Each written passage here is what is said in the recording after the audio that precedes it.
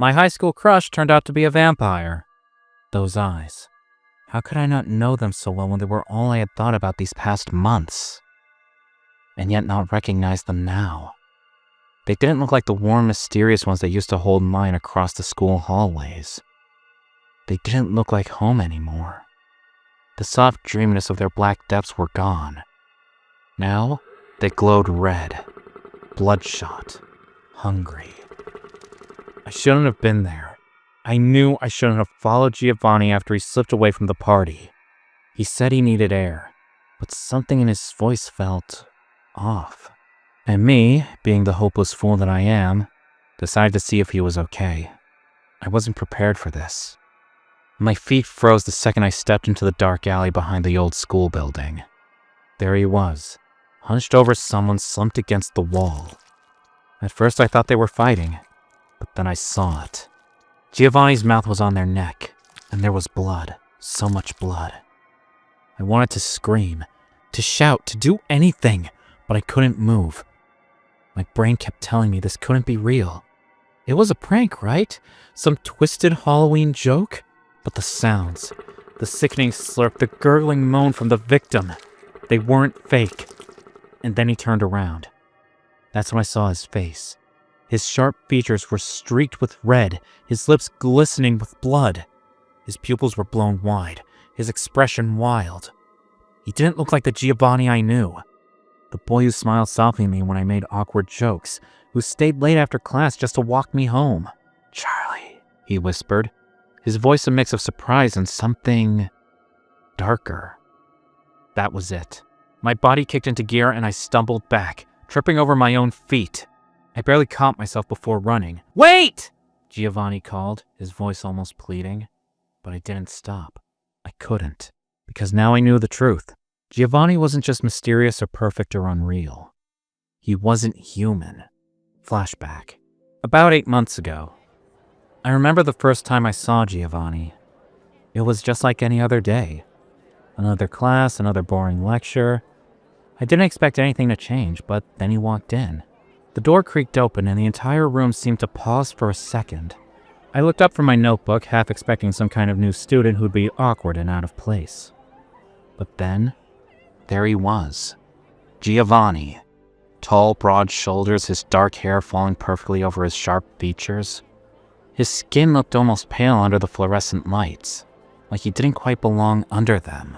His eyes, those eyes, were like nothing I'd ever seen before. Dark, almost black, but they held something I couldn't place. He scanned the room, eyes flicking over everyone until they landed on me. I swear time froze. He didn't even smile, just nodded in my direction like we'd known each other for years. And that was it. He sat down at the desk next to mine as if it was the most natural thing in the world. His presence was magnetic. I didn't want to stare, but I couldn't help it. There was something different about him. Something about the way he carried himself. Like he knew more than he was letting on. I didn't know how long I just sat there, staring at him out of the corner of my eye, trying to pretend I wasn't. But I was. And I couldn't stop. The bell rang and he left like nothing had happened. But the whole time my heart was pounding. Giovanni didn't say a word to me that day, but it felt like I'd been hit by a storm I hadn't seen coming. A month later, there was something about Giovanni that kept pulling me in, even when I didn't want to be pulled. It wasn't just the way he looked, though, yeah, he was absolutely stunning, but it was more than that. It was the way he moved, the way he stood, the way his gaze lingered just a little too long on things.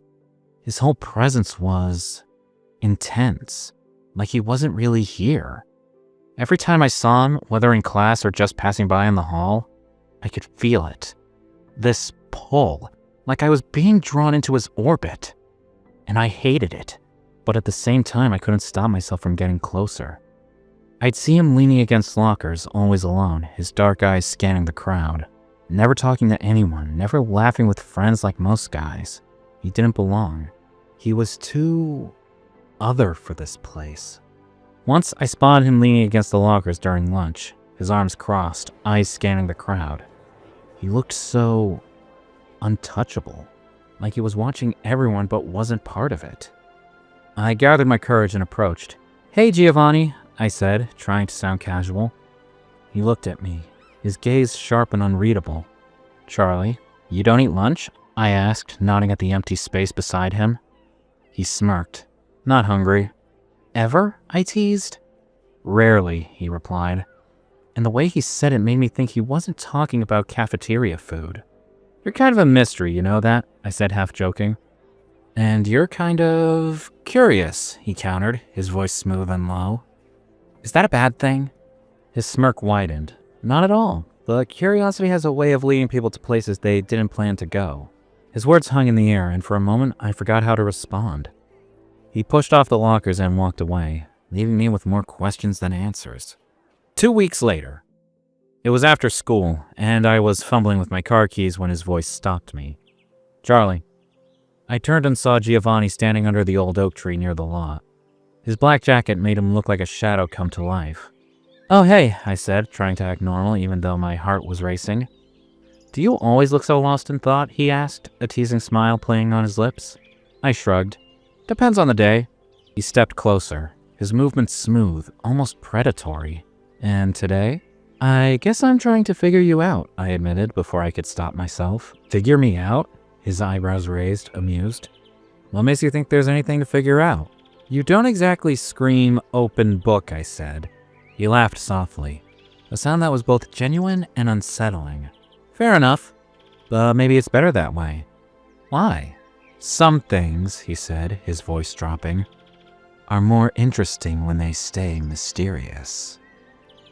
I swallowed hard, feeling like he was speaking in riddles just to mess with me. So you're just gonna keep me guessing?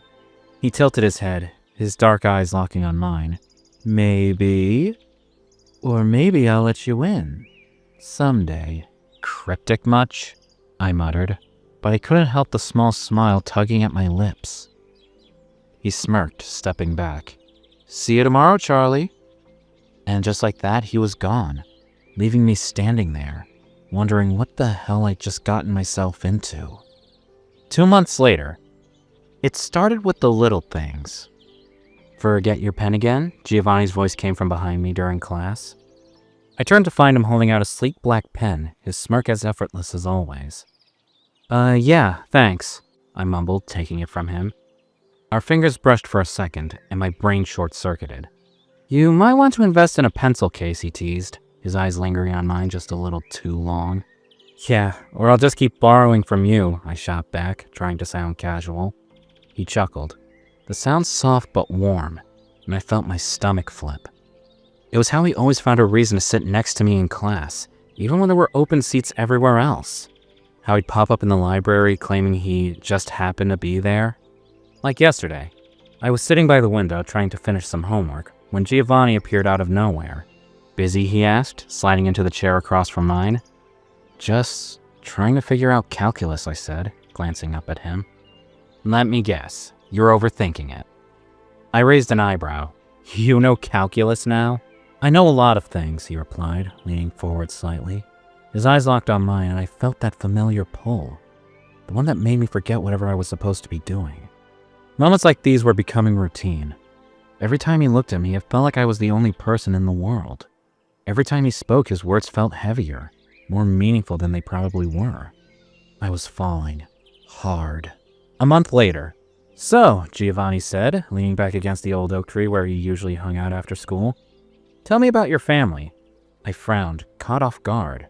What do you mean? Your parents, your grandparents, where are they from? His tone was casual, but his eyes were sharp, like he was studying me. Well, my dad's family is from Scotland, I think. My mom's side is mostly Irish. I shrugged. Why? Just curious. He smiled, but there was something about it. Something that didn't quite reach his eyes. Okay, Mr. Curious, why do you care about my family tree? I joked, trying to lighten the mood. He chuckled softly. I find it fascinating. Bloodlines. How they carry history, traits, even secrets. Secrets? I raised an eyebrow. Are you into genealogy or something? Something like that, he said, his voice dipping just slightly.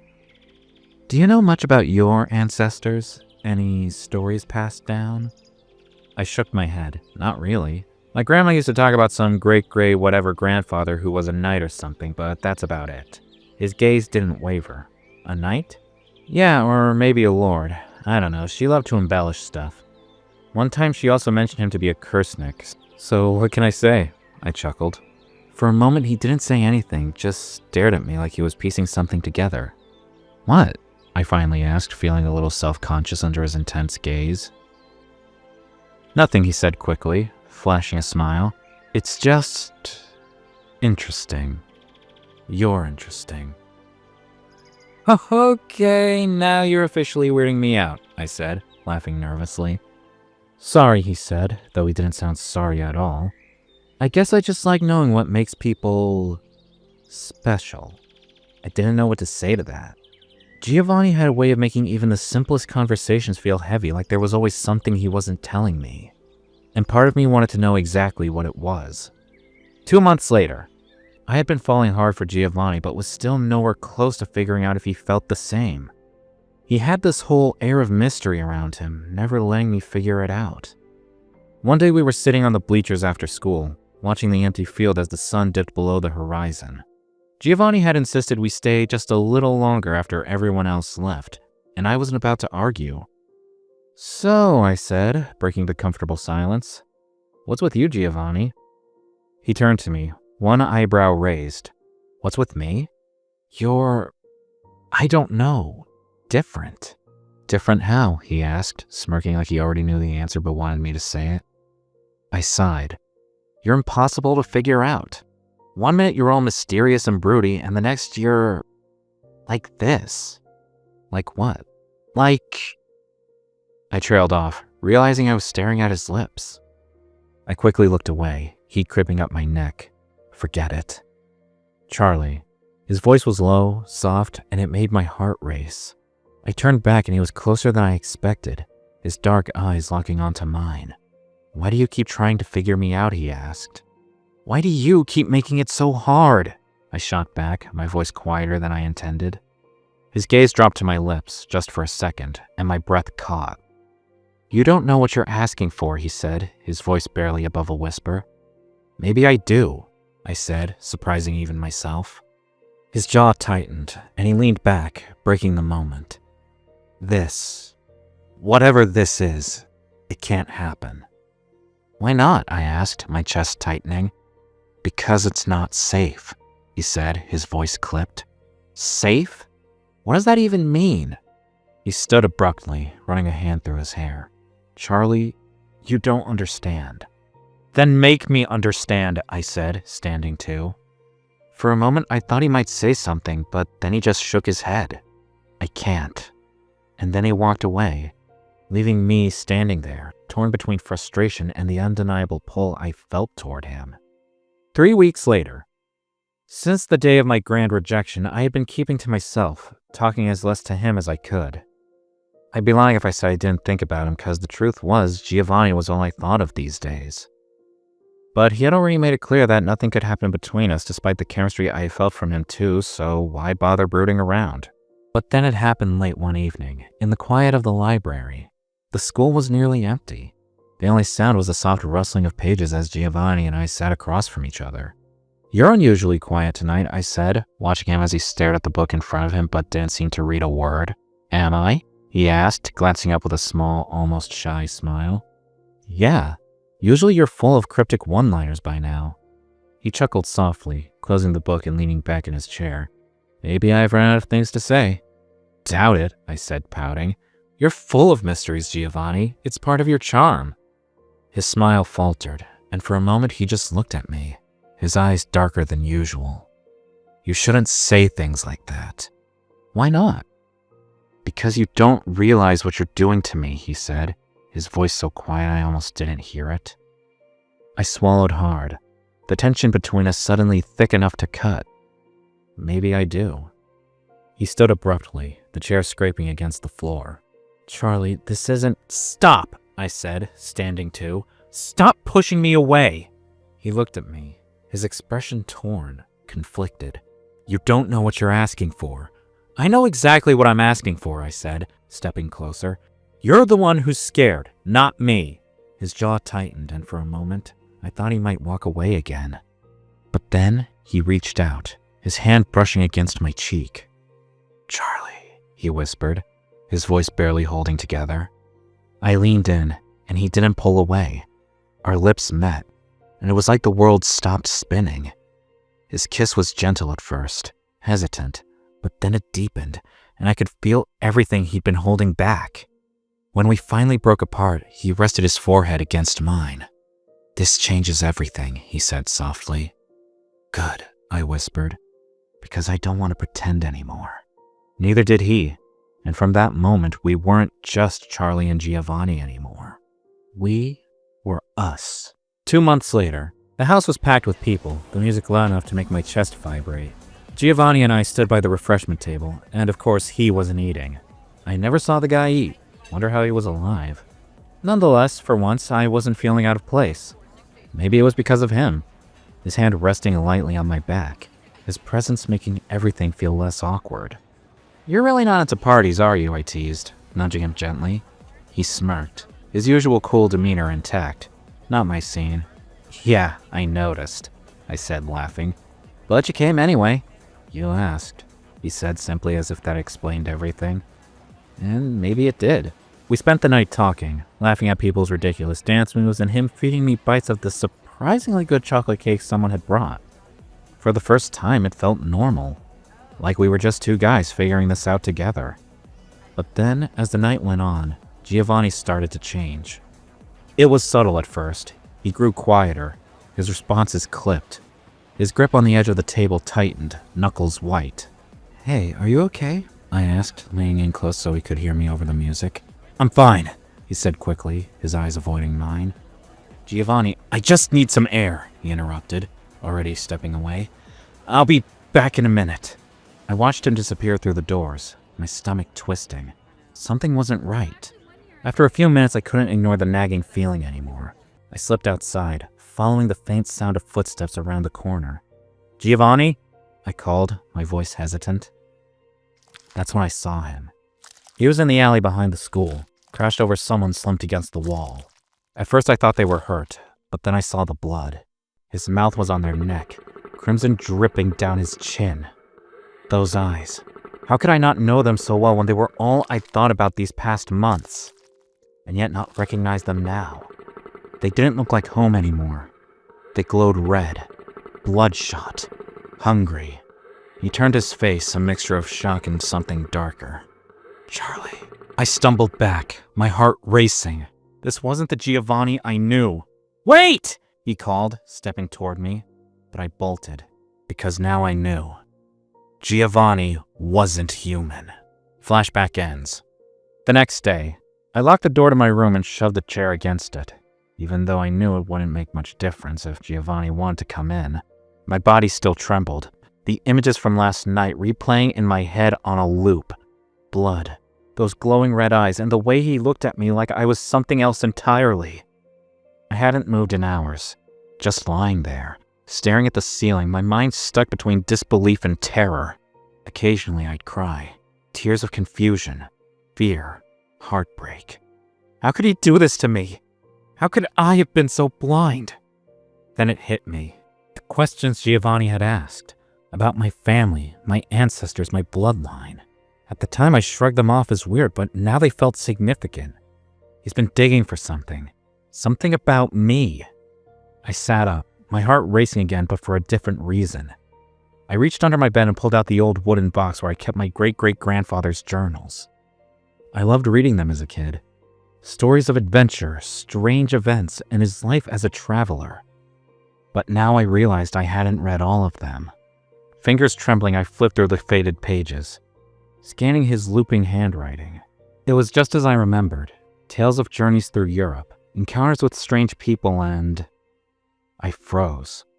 The word Kursnik stood out, bold and underlined.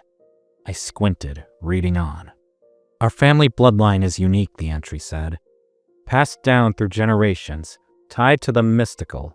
It is said our blood holds properties that protect against evil, but it comes at a cost. To save my family, I had to embrace my destiny and become a Kursnik, a hunter of the damned. The curse began with one vampire.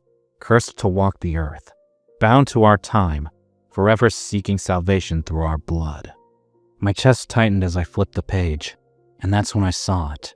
A photo, black and white, tucked neatly between the pages. My breath caught.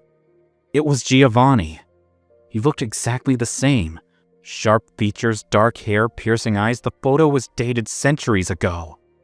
I slammed the journal shut, my mind spinning. What special bloodline? What curse? Instead of answers, I felt like I had 1,000 more questions, and all of them led back to him. 2 days later, the night air was cold against my skin, but I barely felt it as I walked down the empty street, my heart pounding harder with each step. I didn't know what I was doing. I didn't know if this was the smartest idea I'd ever had or the stupidest, but my brain was a mess, and I couldn't stay locked up in my room anymore. The journal sat heavy in my mind, the words repeating over and over. Cursnick, cursed, vampire, bloodline. It was all too much, too big to handle on my own. I needed answers. So I did the only thing I could think of. Giovanni! I called out, my voice shaky but loud enough to echo through the stillness of the night. For a moment, nothing happened. The streetlights flickered and the wind carried the faint rustle of leaves, but there was no sign of him. Giovanni, I know you're out there, I shouted, my chest tightening with fear. Just come out! He stepped out of the shadows like he'd been there all along, his dark eyes locking onto mine. He looked just like the Giovanni I'd fallen for, the calm, mysterious guy who made me laugh and feel seen. But now I knew better.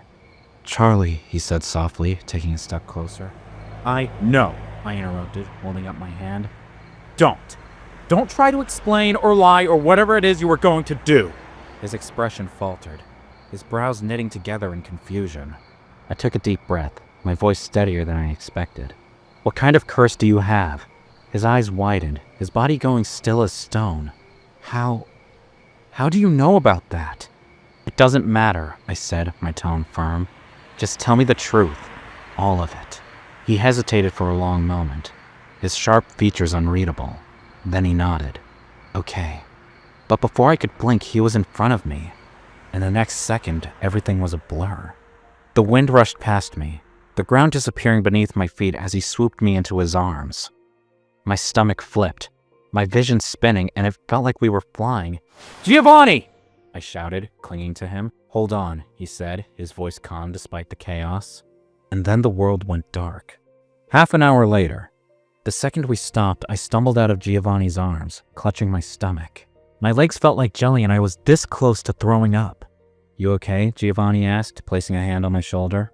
I shoved it off, looking around. We were in some massive, dimly lit mansion. The ceilings were impossibly high, and the air smelled faintly of dust and something old. Where are we? I asked, still trying to get my bearings. My ancestral home, Giovanni said quietly, stepping past me. That's when I saw them. Portraits. Massive ones lining the walls. Men and women, their features eerily similar to Giovanni's. The same sharp cheekbones, the same dark, piercing eyes. My breath caught as I stared at them. They're my family, Giovanni said, his voice soft but heavy. We all came from Italy originally. This house has been in my family for centuries. He paused, his gaze far away. I was the first and last vampire among us. The bloodline ended with me, 800 years ago. I whipped around, my mouth hanging open. Wait, you're 800 years old? Giovanni nodded. I sank into the nearest chair, my mind spinning. He took a deep breath, his hands clasped behind his back as he began to speak. The curse you're curious about, it's the curse of vampirism itself. I don't even remember how it happened. I was dying in a house fire with my parents. That's my last memory as a human. The next moment, they were gone. And I wasn't. But I wasn't alive either. He chuckled bitterly, a sad smile tugging at his lips.